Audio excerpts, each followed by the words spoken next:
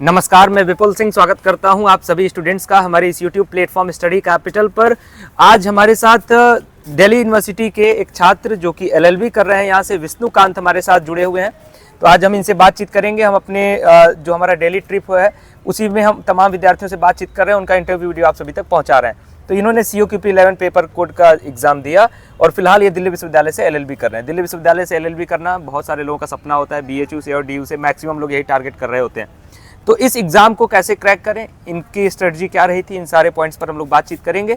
लेकिन उससे पहले चैनल पर पहली बार विजिट करने वाले विद्यार्थी चैनल को सब्सक्राइब कर लीजिए, बेल आइकन प्रेस कर लीजिए, जिससे कि आपको हर प्रकार की अपडेट्स UET PG की समय पर और सही जानकारी मिलती रहे। और तैयारियों के लिए भी आप हमारे साथ कनेक्ट हो सकते हैं हमारे ऐप के माध्यम से, हमारे WhatsApp नंबर के माध्यम से। तो विष्णुकांत, बातचीत की शुरुआत करते हैं। सबसे पहला सवाल ये होगा, आप अपना परिचय दे दीजिए कि आपका ग्रेजुएशन कहाँ से हुआ, आप कहाँ से बिलोंग करते हो, आपकी स्कूलिंग कहाँ से रही। मैं विष्णुकांत कुमार स्टेट बिहार डिस्ट्रिक्ट गया से बिलोंग करता हूँ। मेरी UG की पढ़ाई मगध यूनिवर्सिटी बोधगया से हुई है। उसके बाद हम फिलहाल अभी DU से लॉ कर रहे हैं। बढ़िया। दिल्ली यूनिवर्सिटी से आपका लॉ चल रहा है। तो जब लॉ एग्ज़ाम की तैयारी शुरू करते हैं COQP 11 पेपर कोड की, तो ऑन एन एवरेज एक सामान्य विद्यार्थी को कितने समय पहले अपनी तैयारी शुरू कर देनी चाहिए, लगभग कितने महीने पहले? सामान्य विद्यार्थी को लगभग 5 महीने पहले शुरू कर देना चाहिए। अगर उससे भी थोड़ा ज़्यादा है तो उसके लिए 3 मंथ भी काफ़ी। क्या स्कोर रहा था आपका? मेरा 175 175 आपका स्कोर रहा था। और ये एक एवरेज स्कोर होता है। अगर इससे कम आप स्कोर करते हैं तो शायद आपको दिल्ली यूनिवर्सिटी या BHU नहीं मिल पाता है। मतलब यहीं तक कट ऑफ जाती है। इससे ऊपर आप करेंगे वही ज़्यादा ज़रूरी है आपके लिए।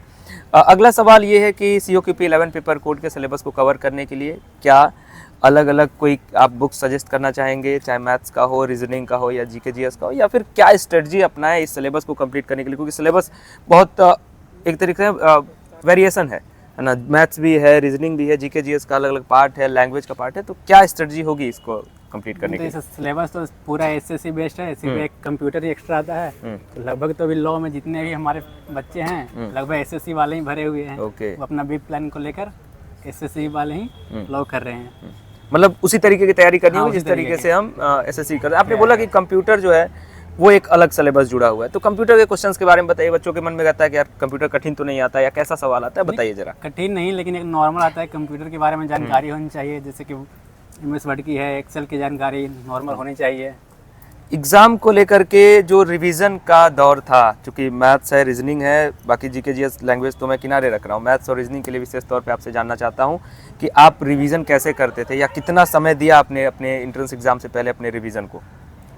रिवीजन के लिए तो मिनिमम कम से कम तो 1 मंथ चाहिए, ताकि रिवीजन होगी तभी आपका एक्सपीरियंस बढ़ेगा कि हाँ हमारे कितने मार्क्स आ रहे हैं। उसके लिए मॉक भी आपको देना चाहिए थोड़ी बहुत। मॉक्स के बारे में बताइए कि कितना ज़रूरी होता है और कैसे आपने मॉक दिया, तो कैसे दिया, क्या स्ट्रेटजी आपने अपनाई थी? मॉक देने के लिए कि मॉक से एक टाइम मैनेजमेंट होता है कि इतने क्वेश्चन हम इतने समय में अटेम्प्ट कर सकते हैं।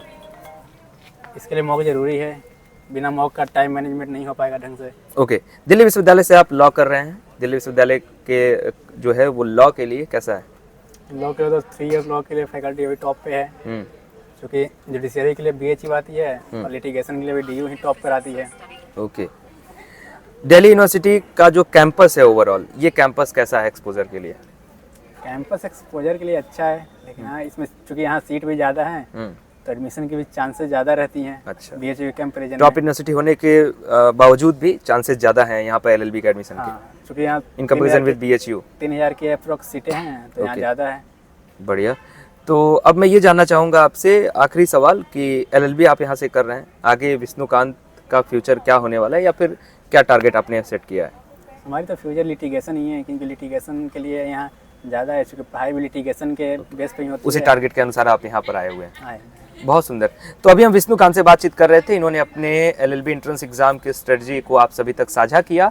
उम्मीद करते हैं ये वीडियो आप सभी के लिए हेल्पफुल रहा होगा। तो वीडियो को लाइक करिएगा, शेयर करिएगा, कोई सवाल है तो कमेंट बॉक्स में रखिएगा, फीडबैक देना है तो भी कमेंट बॉक्स में दीजिए, और हमारे चैनल के साथ जुड़े रहिएगा, जिससे कि आपको हर प्रकार की सूचनाएं, जानकारियाँ और अपडेट समय पर और सही जानकारियाँ मिल सकें। और साथ ही साथ हमारे ऐप के माध्यम से जुड़ सकते हैं अपनी तैयारियों के लिए, और WhatsApp नंबर पर आप हमें कॉन्टैक्ट कर सकते हैं। अपना नाम, अपने कोर्स का नाम हमें शेयर करें, हम आपके साथ जुड़े रहेंगे आपके पूरे एंट्रेंस एग्जाम की तैयारी से लेकर के आपके एडमिशन तक। बहुत बहुत धन्यवाद। नमस्कार।